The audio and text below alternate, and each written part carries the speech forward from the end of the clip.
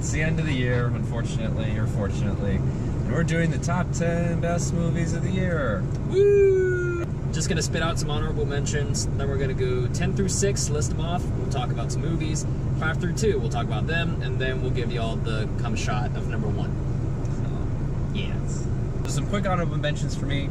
Black Klansman, The Rider, Wildlife, At Eternity's Gate, Green Book, Old Man and the Gun, Hereditary, Widows, Blindspotting, Tully, American Animals, Mary Poppins Returns, Bad Times at the El Royale, Solo: A Star Wars Story, Spider-Man Into the Spider-Verse, Paddington 2, Game Night, Can You Ever Forgive Me, Isle of Dogs, Death of Stalin, Leave No Trace, and The Sisters Brothers. Alright, mine. A lot shorter than that. The Netflix movie Cam, Love Simon, You Were Never Really Here, Annihilation, Black Panther, and At Eternity's Gate. Liam, give them your 10 through 6. Annihilation was on Obama's list. Yeah, I saw. Obama needs to be on after credits. I'm down with Obama on after credits. Obama should have a YouTube channel. He should. So my number 10 is If Beale Street Could Talk. My number 9 is Vice. My number 8 is Won't You Be My Neighbor. My number 7 is Roma.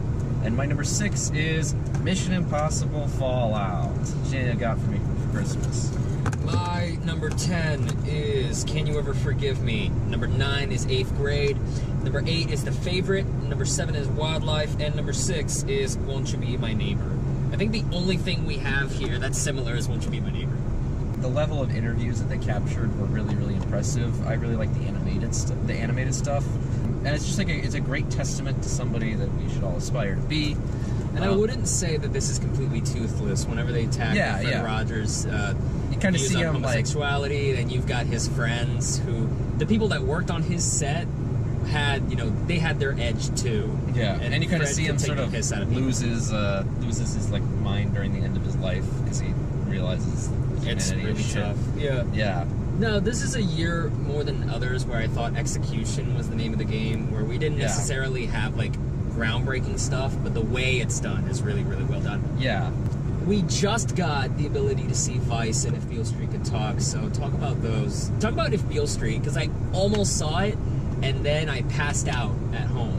Moonlight was a movie that I respected more than I liked, and I think it kind of fell apart at the third act.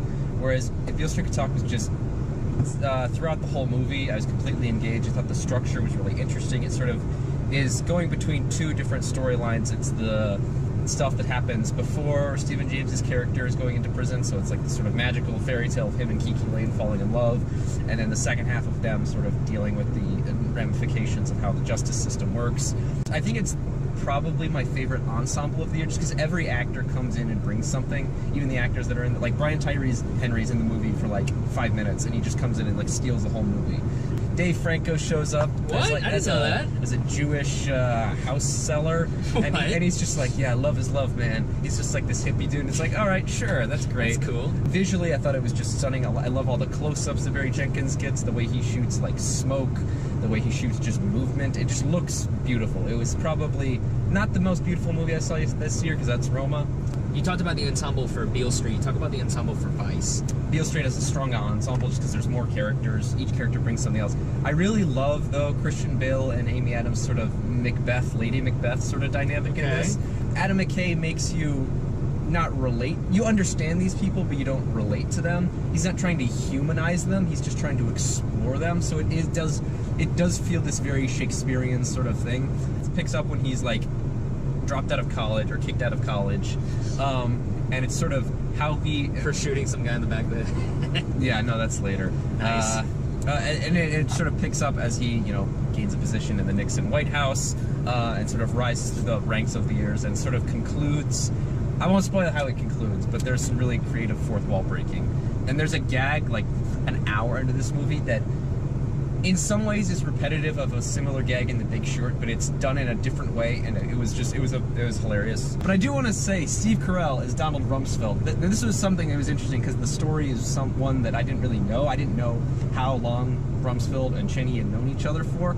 He's on the line of being like just cartoonishly evil, but he's so fucking good at it, and just the continuous power games between Cheney and Rumsfeld was just really entertaining to watch. What was the rest of the...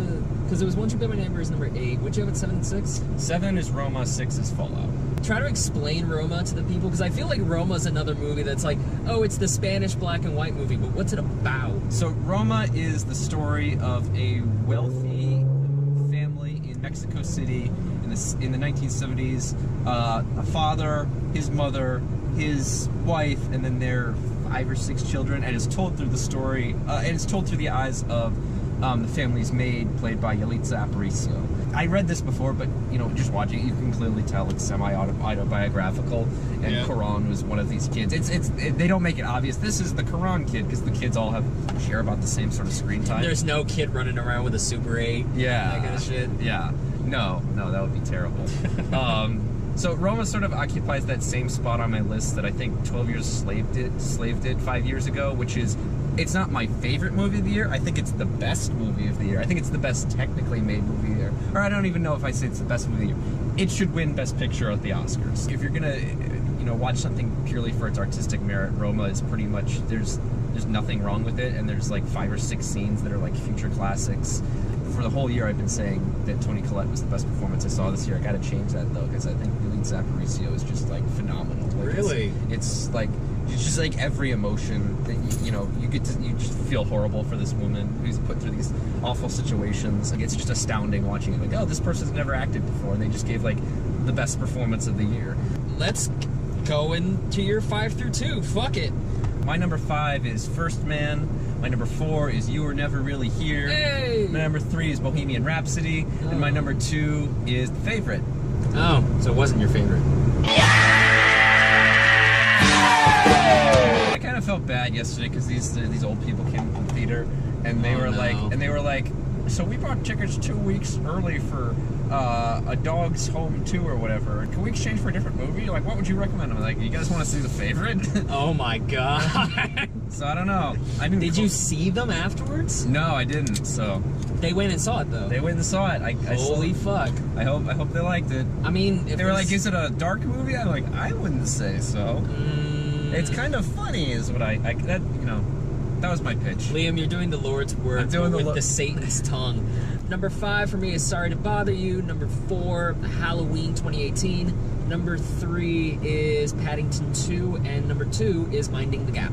Oh, I almost watched Minding the Gap, but then I fell asleep. Minding the Gap is amazing. It's such a big example of why trust is important as a director. Yeah. It's about this kid who's he's like 25 and he's been skateboarding and filming his friends since he was like 14.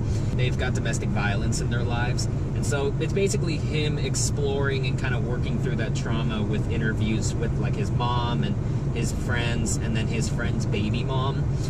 Because his subjects have been so comfortable in front of his camera for years, they'll like have huge fucking fights in front of him, and he can just sit as a thing in the wall. And one of my favorite scenes is he's talking to his mom. The kid's stepfather abused him and his mom when they were kids.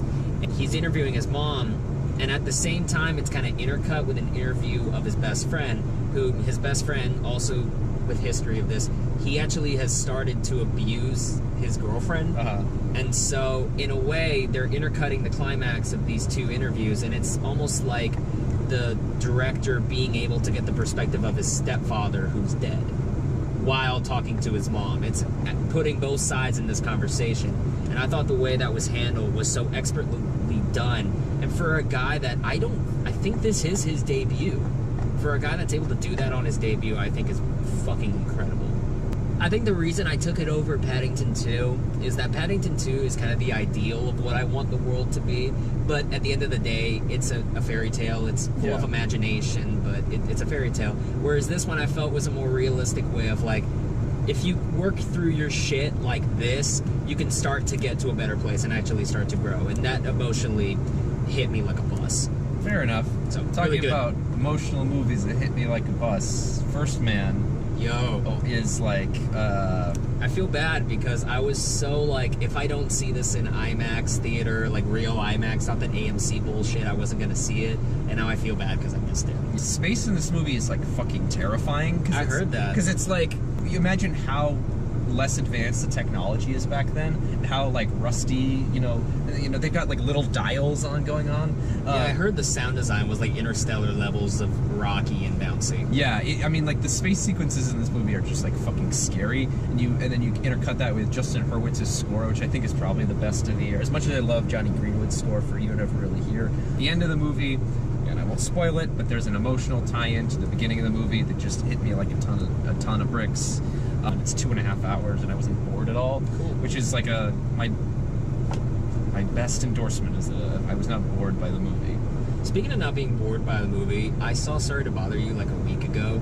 It has my funniest line of the year, which, huge spoiler alert, skip to whatever. It's Armie Hammer staring at Lakeith Stanfield with the glee of a demented child, and he goes, "You're gonna have a horse cock." The production design is fucking insane. That montage whenever you're at his apartment and seeing all his crappy furniture and stuff turn into cool stuff. Like that TV being swallowed up by the better TV and the sheets being swapped. For a directorial debut, it's impressive. It's really fucking impressive. Most of the effects are like in-house. Like the car, everything with the car, with the windshield wipers having to be pulled by a string, and Tessa Thompson's huge-ass earrings. Even the game show design, I just loved it. It very much came off like a DIY project, but the kind of DIY that shows there's talent and effort really involved. While the commentary is not subtle, it's not supposed to be. It's supposed to hit you like a ton of bricks, and it's supposed to be like the movie plants its flag hard and early. And I know the ending turned some people off, but in a way, it felt kind of like Nightcrawler, where the movie will present you with a certain scenario, and if you follow the scenario to its logical extreme, you're gonna get to this area. And it helped already that the movie was kind of set in an off-kilter Twilight Zone, Black Mirror, Outer Limits universe, where you could kind of buy into that. And so if you go into this movie expecting like something kind of like Black Mirror meets like the best of Spike Lee's movies meets something like fucking Hot Shots at point, then you're gonna get a nice mix of what this movie's about. I fucking love the fuck out of this movie. Yeah, I didn't really like Sorry to Bother You. It was too obvious for me, all the commentary. But there is a scene that made me laugh really hard, which is the scene where Armie Hammer makes Lakeith Stanfield rap at a party. It's like one of the funniest things I saw this year. Not a lot of attention has been brought to Lakeith Stanfield. I know he's used as like a chameleon often, but I really thought the way he carried himself pulled the range of emotions when he's terrified, when he's frustrated and angry, when he's feeling himself on top of the world, and then his body language. Most of this movie, he walks with like a hunch and just this depressed. Like this. He's got his like arms down. Yeah, like he's that. just really like downtrodden and beaten up by what he's Stephen dealing Yeun with. is good in that movie too. I love it. Stephen Yeun, I haven't seen Burning yet. Yeah, like Stephen Yeun, I'm pretty sure is daddy to most of the world now. Oh no. What was your number 4? Number 4 for me was Halloween. It's basically Halloween the Greatest Hits, but it's Halloween the Greatest Hits done really, really well. We know what a Halloween movie is, and whenever it takes those detours, we know the movie's going to get back to what it needs to be, but for right now, let's explore this possibility real quick. And I thought the way it handled it, kept it fun, kept it scary, kept it gory, and goofy. The first Halloween is full of a lot of fucking comedy. Yeah. And I think people have inflated this idea of Halloween as like the scariest movie made in the world, when really the first Halloween has like Michael Myers in a fucking like ghost mask with eyes. My number 4 was You Were Never Really Here. Was that on your list, or was that on your honorable mentions? It was on the honorable mentions, and I originally had it at like the beginning of the year, but I just haven't. I don't remember a lot from it. I remember the feeling I got from it, which was just I this guess trance. maybe that's what I take away from it. It very much reminds me of what you sort of described as like the early '60s sort of tone poems as movies, Right. where it's like it's not really much about the events; it's about the execution and the sort of feeling you get. I don't think there's a more memorable scene this year than the underwater sequence. That's a great shot. which is just wonderful. The whole movie is just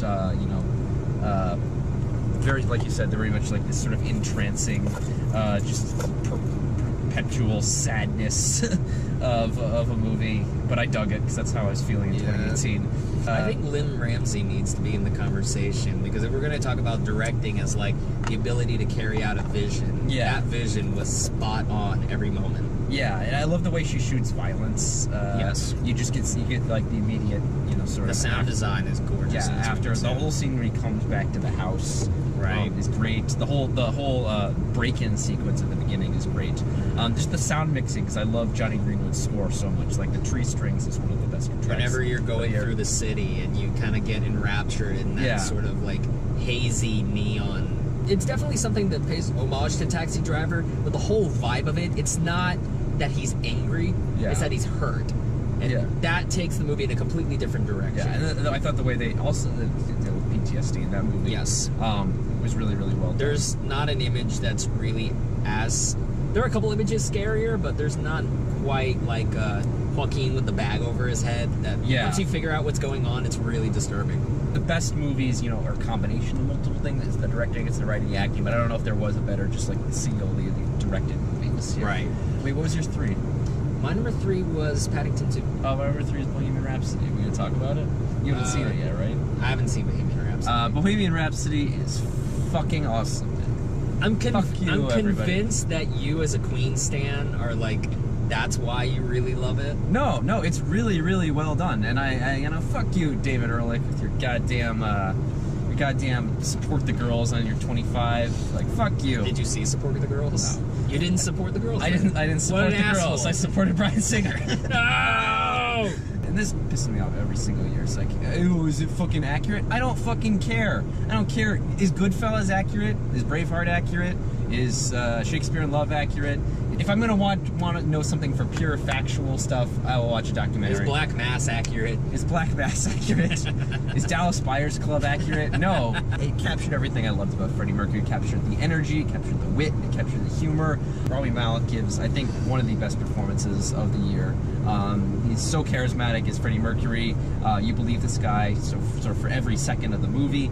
I loved watching his sort of rise to fame. But like the other cast members, the other band members, thought like Willem Lee as Brian May looks like exactly like him. Like you couldn't even. It was like Joaquin Phoenix in Walk the Line. Like you could barely tell the difference.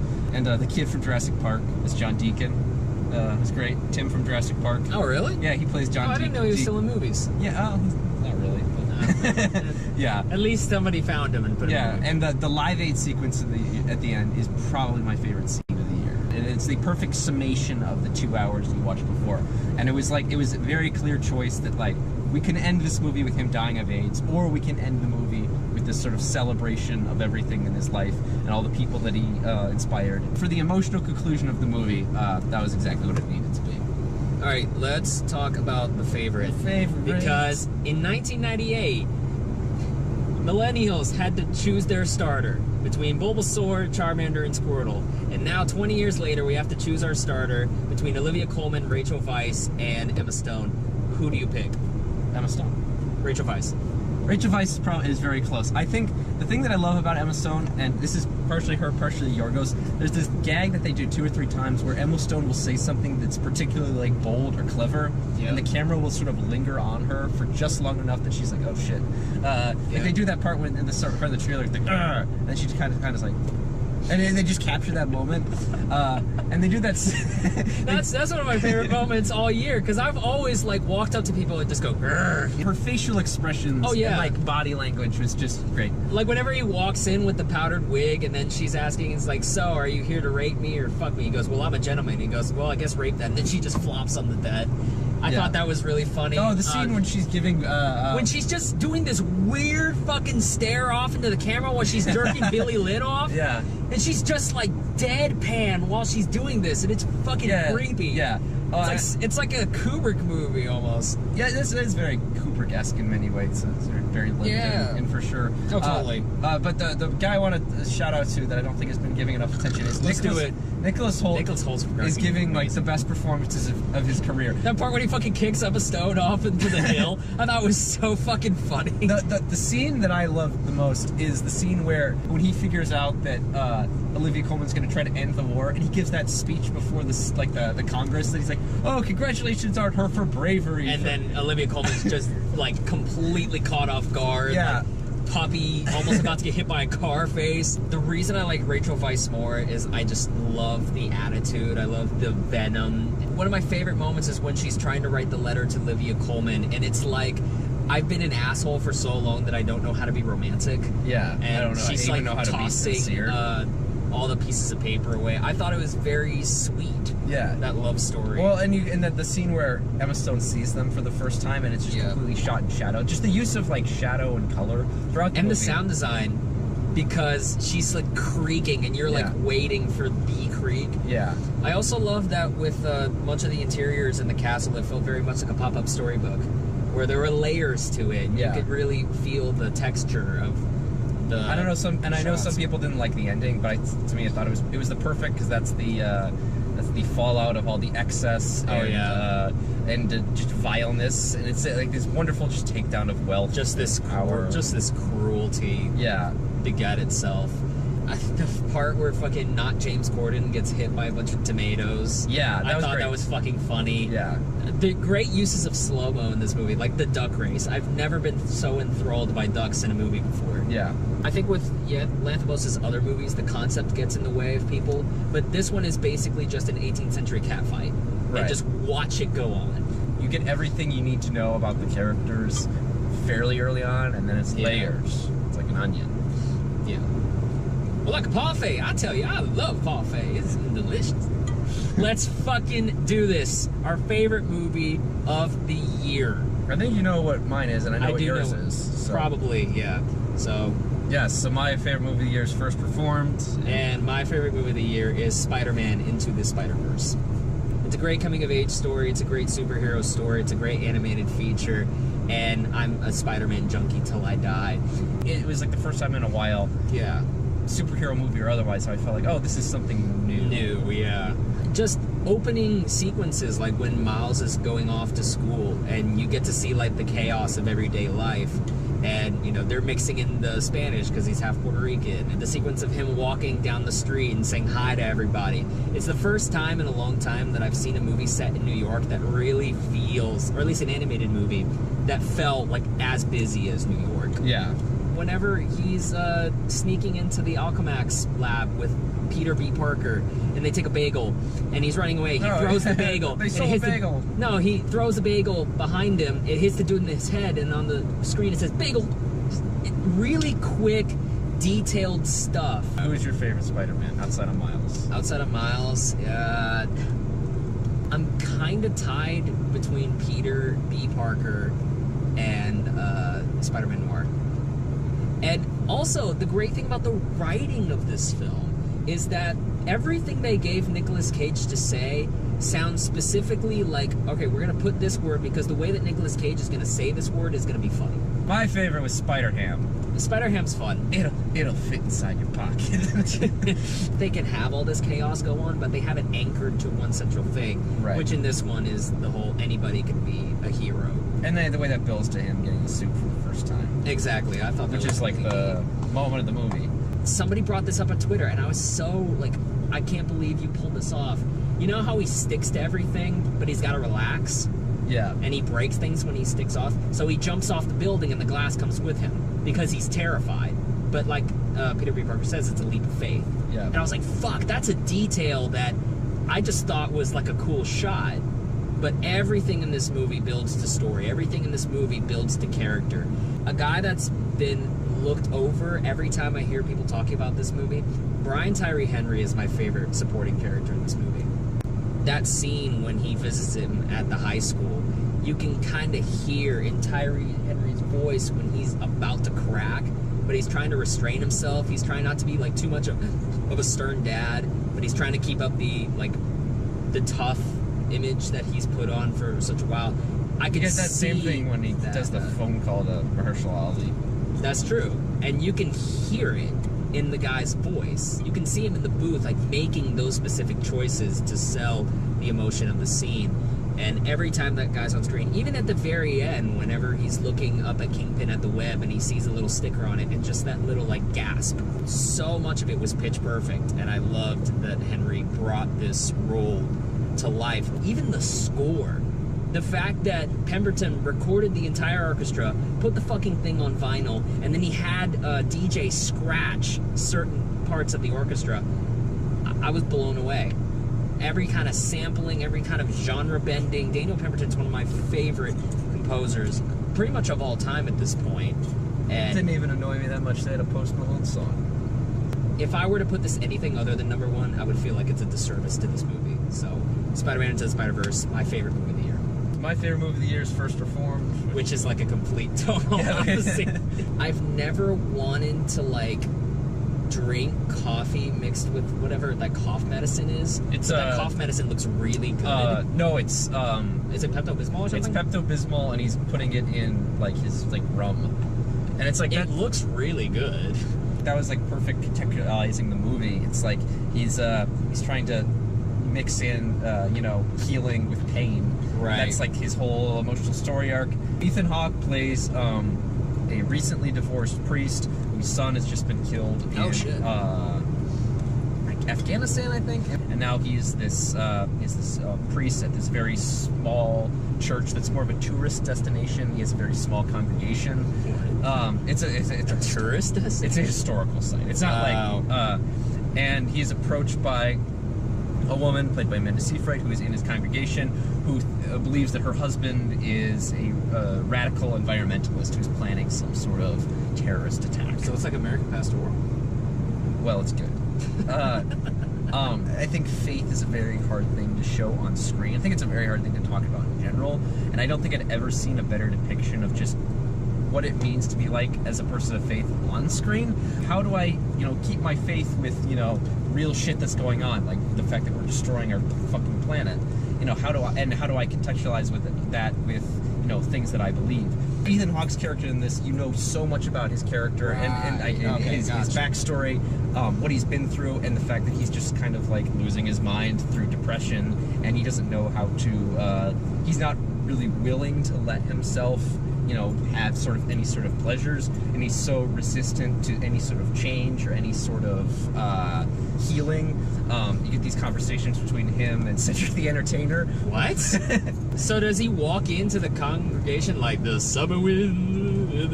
No, he plays, I guess, whoever is like the leader of like the faith group in the area, who's basically like I mean, that makes sense. More or Cedric less, the Entertainer played a priest in a haunted house too. Yeah, it makes sense. It's a very similar film. And there's this great scene where he kind of lays everything out for Ethan Hawke. He's like, you're this this priest at this very small congregation that nobody goes to. You don't deserve to put yourself through what you're putting yourself through. Similar to You're Never Really Here, the way they shoot violence in this movie is very, you get to see like the immediate aftermath. It's so steady and so simple in some ways, so when you get the motion, it feels all the more energetic. Right. And all the more impactful. And it was a way of like sort of wrestling with this idea of, what we're doing to the planet and whether or not God can forgive us, and sort of self-torture that people put themselves through. And it was a way of dealing with all these ideas, but it was completely told through the narrative. It never felt like Paul Schrader was like wagging his finger at the audience or something. It was completely an investment through Ethan So it's Hawke. not like the movie stops for 20 minutes in order to have Ethan Hawke talk about the environment. It's like an Adam McKay cutaway. Hi, I'm Ethan Hawke, and I'm in the movie you're watching. Yeah. Save the planet. Save the planet. And then sail away, sail away, Sail away, save the whales. That's it. Thank you all for sticking with us, especially not just this video, but through this year. Coming back better, harder, faster, like Bryan Singer in 2019. That's my one. We crossed 300. We're officially doing 100 subs a year now. If you want to like and subscribe, go ahead and do that. Facebook, Twitter, Instagram. I'm actually running the Facebook, Twitter, and Instagram this time. Oh, good. So somebody will update actually updating the shit, yes.